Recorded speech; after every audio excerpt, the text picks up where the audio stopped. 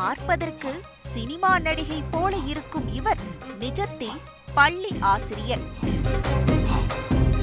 கடந்த சில நாட்களாகவே இந்த பள்ளி ஆசிரியரின் வீடியோக்கள் தான் சமூக வலைத்தளங்களிலும் ஊடகங்களிலும் பேசும் பொருளாக மாறியிருக்கிறது.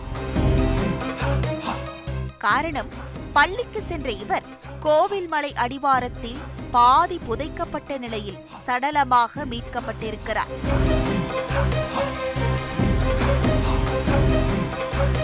கர்நாடகாவையும் தாண்டி தென் மாநிலங்களை பதற வைத்த இந்த சம்பவத்தில் தற்போது காவல்துறையினர் குற்றவாளியை கைது செய்திருக்கிறார்கள். பள்ளி ஆசிரியரின் கொலை பின்னணியை தெரிந்து கொள்ள பெங்களூரு செய்தியாளர் பாரதி ராஜாவோடு விசாரணையை தொடங்கினோம்.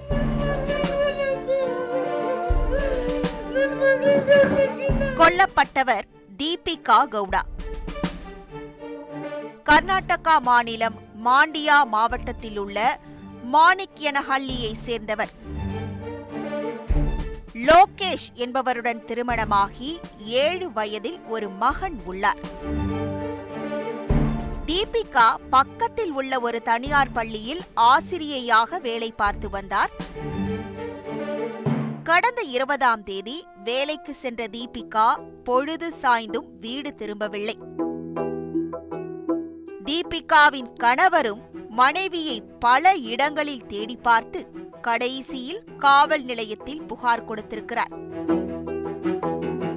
அப்போதுதான் மேலக்கோடு யோக நரசிம்ம சுவாமி கோவில் மலை அடிவாரத்தில் ஒரு பெண்ணின் சடலம் கிடப்பதாக காவல்துறைக்கு தகவல் கிடைத்துள்ளது. சம்பவ இடத்திற்கு விரைந்த போலீசார் சடலமாக மீட்கப்பட்டது காணாமல் போன தீபிகா என்பதை உறுதி செய்திருக்கிறார்கள். மேலும் இந்த வழக்கில் ஆசிரியருடன் பழகி வந்த நித்தேஷ் கவுடா என்ற இளைஞரும் தலைமறைவாக இருப்பது காவல்துறையினருக்கு சந்தேகத்தை ஏற்படுத்தியிருக்கிறது. செல்போன் சிக்னலை பயன்படுத்தி வட கர்நாடகா பெலாரியில் பதுங்கியிருந்த இளைஞரை மடக்கி பிடித்து விசாரணை வளையத்திற்குள் கொண்டு வந்திருக்கிறார்கள். அப்போதுதான் தீபிகாவை திட்டமிட்டு கொலை செய்ததை நித்தேஷ் கவுடா போலீசிடம் ஒப்புக்கொண்டுள்ளார்.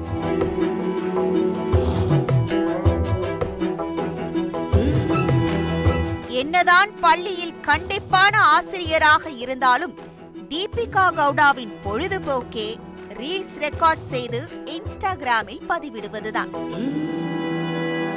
தீபிகாவின் ரீல்ஸ் வீடியோக்கள் இன்ஸ்டாவில் வைரலாக ஃபாலோவர்ஸ் மற்றும் லைக்ஸ்கள் குவிய தொடங்கியிருக்கிறது. அதனால் ரீல்ஸ் வீடியோ பதிவு செய்வதில் மூழ்கியிருக்கிறார் தீபிகா. இந்த சூழலில்தான் தீபிகாவிற்கு பக்கத்து ஏரியாவை சேர்ந்த நித்தேஷ் கவுடா என்ற 22 வயது இளைஞருடன் பழக்கம் ஏற்பட்டுள்ளது.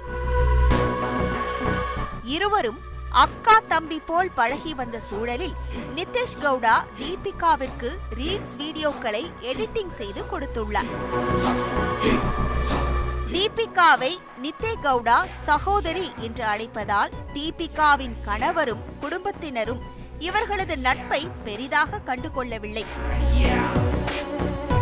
ஆனால் உறவினர்களும் அக்கம் பக்கத்தில் இருந்தவர்களும் தீபிகாவை சந்தேகித்து தவறான கருத்துக்களை பரப்பியதாக கூறப்படுகிறது. நித்தேஷ் கவுடாவின் நட்பால் இல்லற வாழ்க்கையில் பிரச்சனை ஏற்படுவதை உணர்ந்த தீபிகா ஒரு கட்டத்தில் அந்த இளைஞரை கொஞ்சம் கொஞ்சமாக அவாய்ட் செய்திருக்கிறார். அக்கா என்ற உரிமையோடு பாசமாக பழகி வந்த நித்தேஷ் கவுடாவிற்கு தீபிகாவின் திடீர் மாற்றம் மன உளைச்சலை ஏற்படுத்தியிருக்கிறது. தன்னுடன் தொடர்ந்து பழகுமாறு தீபிகாவை வற்புறுத்தியிருக்கிறார்.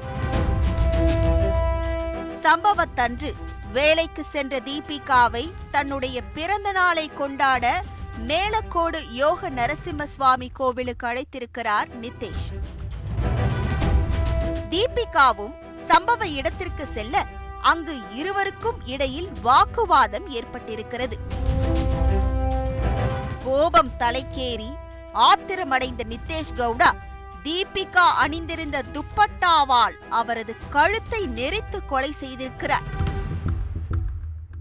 பிறகு போலீசிடமிருந்து தப்பிக்க திட்டம் போட்ட நிதேஷ் கவுடா மலை அடிவாரத்தில் உள்ள ஆள் நடமாட்டமில்லாத இடத்தில் தீபிகாவின் சடலத்தை பாதி அளவு மட்டும் புதைத்துவிட்டு தப்பி சென்றது விசாரணையில் வெளிவந்துள்ளது. இந்த சம்பவம் தொடர்பாக நிதேஷ் கவுடா மீது வழக்கு பதிவு செய்த போலீசார் விசாரணை மேற்கொண்டு வருகின்றனர்.